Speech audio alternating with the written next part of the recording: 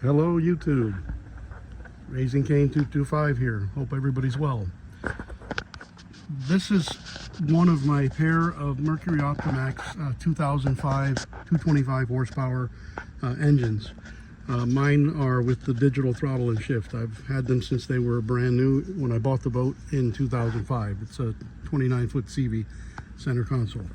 There are other videos out there concerning this topic, but none that I've found with a potential solution for the 4-beep alarm, at least the temporary solution, when the oil in this remote tank either gets low or, as is often the case, it's not low, but the sensor or the magnet inside here that drives the sensor and tells it that it's full has failed.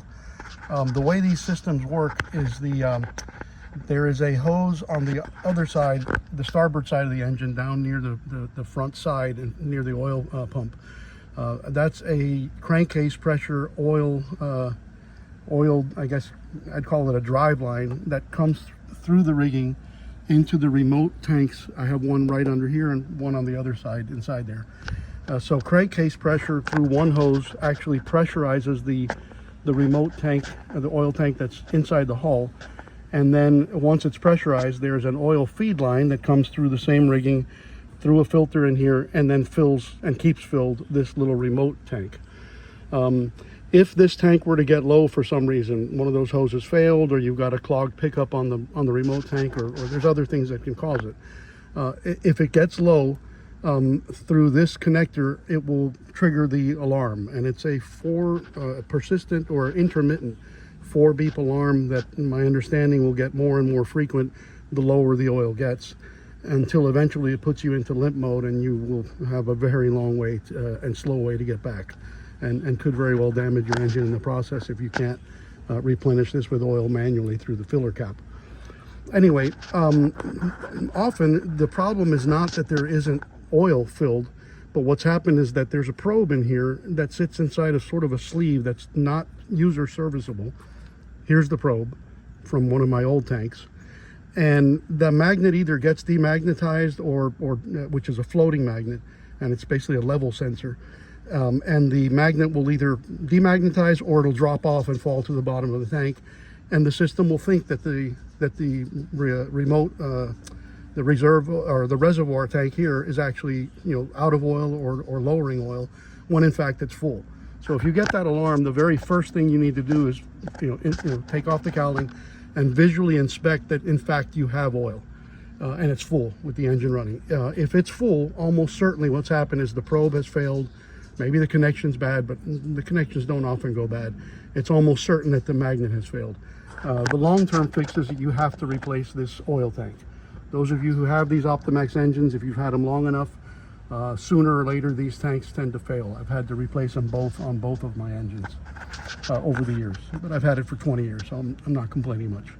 At any rate, what I did, again, you can't service the tank, but if you do get the 4-beep alarm and you have oil, and you can do one of two things. You can disconnect this connector. It's a 2-wire connector, and then with a short length of wire, jump and close the circuit, and it will fool it into thinking that it's full.